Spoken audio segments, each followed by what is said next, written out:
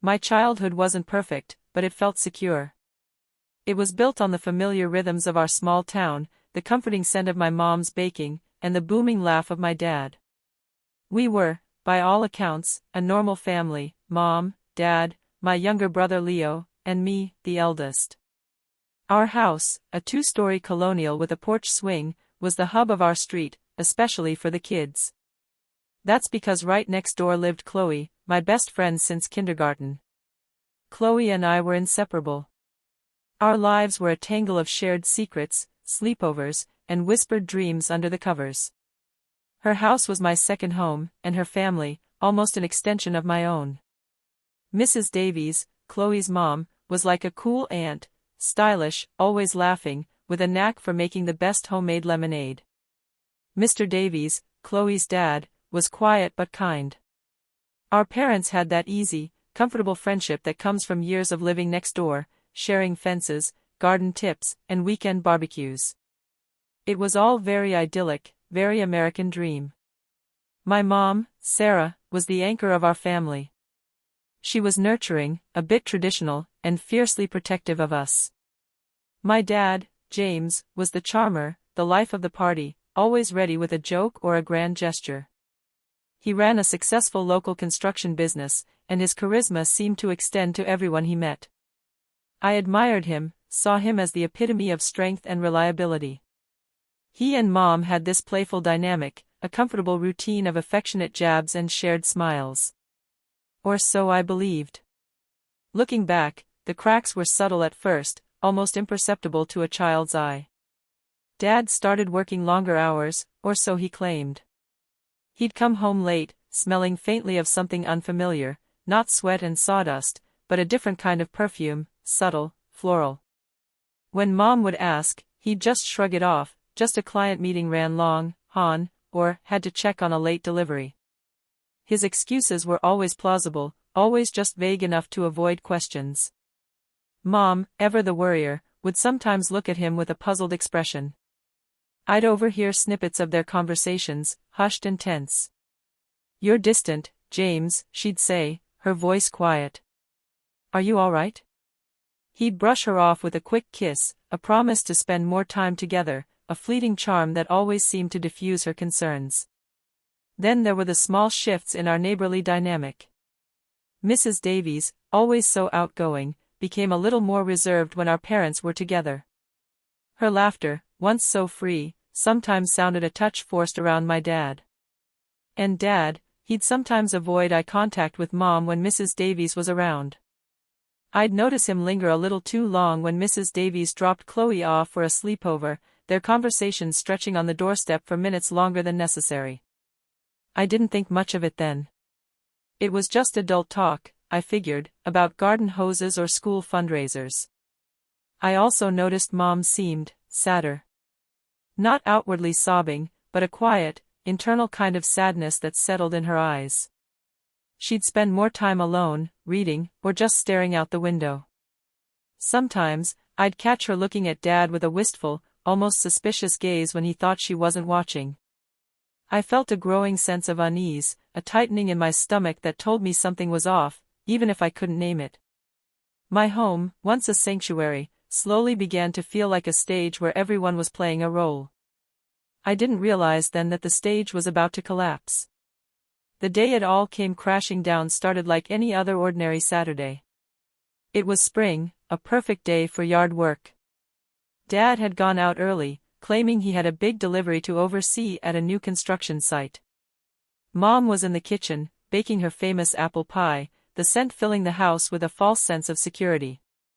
Leo was glued to his video game, and I was supposed to be studying for a history test.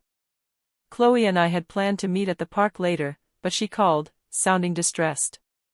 "My mom isn't feeling well, and my dad's out of town on business," she explained, her voice shaky. "Can you come over? I don't want to be alone." Of course, I said yes immediately. Chloe rarely asked for help, and her quiet desperation was clear. I walked the familiar path through our backyard, across the shared fence, and into Chloe's kitchen. Mrs. Davies was usually bustling around, but the house was eerily silent. Mom's in the living room, Chloe whispered, her eyes wide with concern. She looks really upset. I found Mrs. Davies on the couch, curled up, her face buried in her hands. She was sobbing, deep, gut-wrenching sobs that shook her entire body. Chloe and I exchanged a worried glance. We'd never seen her like this. "Mrs. Davies? Are you okay?" I asked gently, kneeling beside her. She looked up, her eyes red and swollen. She barely registered my presence, her gaze fixed on something in her lap. It was a phone. And on the screen, an open text message. I couldn't help but see it, blurry through her tears, but starkly clear in its content. The sender was James. My dad. The message was brief, brutal. "I'm so sorry, my love. Sarah's getting suspicious. We need to be more careful. I can't risk losing you." My heart stopped. The world went silent, then exploded into a million shattering pieces. James. My dad. My love. Sarah's getting suspicious. It was like a thunderclap in a clear sky, a blinding flash of lightning that illuminated the darkest corners of my life. The strange smells, the late nights, the hushed conversations, Mrs. Davies's forced smiles, Mom's quiet sadness, it all slammed into me at once, a tidal wave of sickening clarity. Mrs. Davies, still oblivious to my horrified discovery, continued to sob. "He said he loved me," she choked out, her voice raw. "He said he was going to leave her. He promised." I stumbled back, a cold dread washing over me, colder than anything I'd ever felt. My dad. My best friend's mom. The two people who were supposed to be constants, part of the unbreakable fabric of my life. Betrayal. It wasn't just a word anymore, it was a physical punch to my gut, stealing my breath, leaving me dizzy with a profound, terrifying nausea. I looked at Chloe, her face still etched with concern for her mother, completely unaware of the bomb that had just detonated between us. How could I tell her? How could I even begin to process this? The woman she loved, her mother, was having an affair with my father. The emotional chaos was instant, overwhelming. Heartbreak for my mom, a searing, guttural pain that twisted inside me. Anger at my dad, a venomous rage that pulsed through my veins, hot and unforgiving. Shame, for being so blind, so naive, so utterly unaware of the darkness festering beneath the surface of our picture-perfect lives. And silence. A deafening, echoing silence in Chloe's house, a silence that magnified the screams in my head. I felt dirty, complicit simply by witnessing it. My entire perception of family, of love, of truth, it all dissolved into a meaningless jumble. The man I admired, the father I cherished, was a liar, a cheater. And the woman who was like an aunt, who shared lemonade and laughter, was his accomplice. And that's when I realized, they never loved me the way I loved them. What came after was a blur of raw, visceral pain and a desperate need for justice. I didn't want revenge that would just burn everything down, I wanted truth, exposure, and a chance for my mom to heal. I needed peace, and peace wouldn't come from silence. I walked home in a daze, the text message replaying in my mind like a broken record. Chloe's unsuspecting face, Mrs. Davies's tearful confession, it all swirled into a sickening vortex. I found my mom in the kitchen, humming softly as she pulled the apple pie from the oven. The comforting aroma, usually a source of warmth, now felt like a cruel deception. How could she not know? How could she be so oblivious while her life was being dismantled right under her nose? I didn't burst in, screaming. The shock was too profound, the weight of the secret too heavy. Instead, I retreated to my room, locking the door, the birth certificate of my own innocence crumbling in my hands. I sat on my bed, staring blankly at the wall, trying to piece together the shattered fragments of my reality. Every late night, every whispered phone call, every business trip, suddenly made a twisted, horrifying sense. My dad, the charming, reliable rock of our family, was a stranger. And Mrs. Davies, the kind, laughing neighbor, was a betrayer. I spent hours in that room, the silence amplifying the screams in my head. What was I supposed to do? Tell my mom? Shatter her world? Protect my dad's secret, complicit in his deception? Protect Chloe from this devastating truth about her own mother? The thought of tearing apart two families, of inflicting such pain, made me physically ill. But the thought of not doing anything, of letting the lies continue, felt like an even greater betrayal of my mom, and of myself. The next few days were a blur of forced smiles and internal turmoil. I watched my dad, seeing him through a new, grotesque lens. His jokes seemed hollow, his affections manipulative. I watched Mom, her quiet sadness now a constant ache in my chest. And I watched Chloe, innocent, oblivious, still my best friend, and felt a profound guilt. The confrontation couldn't wait. I knew it had to happen. I couldn't live with this secret. It was eating me alive. I decided to start with my dad. I waited until Leo was asleep and Mom was engrossed in a book, then I walked into the living room where Dad was watching TV, feigning nonchalance. "Dad," I said, my voice shaking slightly despite my efforts to control it. He looked up, his expression a mixture of surprise and mild annoyance at being interrupted. "What's up, sweetie?" he asked, his smile easy, practiced. I didn't waste time. I pulled out my phone, scrolled to the photo I had taken of the text message on Mrs. Davies's phone, and shoved it in front of his face. His smile vanished. His eyes, usually so confident, darted nervously. "What's this, Dad?" I asked, my voice now steady, cold. "Who is my love? And why are you so sorry that Sarah's getting suspicious?" The color drained from his face. He stammered, he spluttered, he tried to deny it.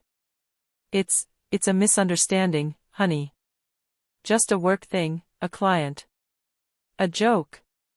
But his eyes betrayed him. They were wide with fear, not just of being caught, but of me, his daughter, seeing him for what he truly was. "Don't lie to me, Dad," I said, my voice rising slightly. "I saw it. On Mrs. Davies's phone. She was crying. She said you promised to leave Mom." His face crumpled. The bravado melted away, replaced by a pathetic mask of shame and fear. He confessed, a torrent of desperate excuses and pleas. He spoke of loneliness, of a midlife crisis, of Mrs. Davies understanding him in a way Mom didn't. He painted a picture of two lost souls finding solace. He begged me not to tell Mom, promising to end it, to change, to do anything. "Please, honey," he pleaded, his voice thick with tears. "Don't tell your mother. It will destroy her. It will destroy our family. Please, just let me fix it." But his words rang hollow. Fix it? He had already broken it beyond repair. The thought of protecting his secret, of allowing my mom to continue living in this lie, was unbearable. I couldn't do it. My loyalty wasn't to his deception, it was to my mother's truth, to her right to know. "No," I said, my voice firm, resolute. "Mom deserves to know. She deserves the truth." The confrontation with my mom was the hardest thing I've ever done. I sat her down, my hands trembling as I showed her the screenshot, relayed Mrs. Davies's tearful confession. Her reaction wasn't immediate anger or hysterics. It was a profound, chilling silence. Her face went utterly blank, then slowly, a deep, unbearable pain settled in her eyes. It was the kind of pain that warps a person from the inside out. "James," she whispered, her voice barely audible. "My James?" I nodded, tears streaming down my face, mirroring hers. The dam broke.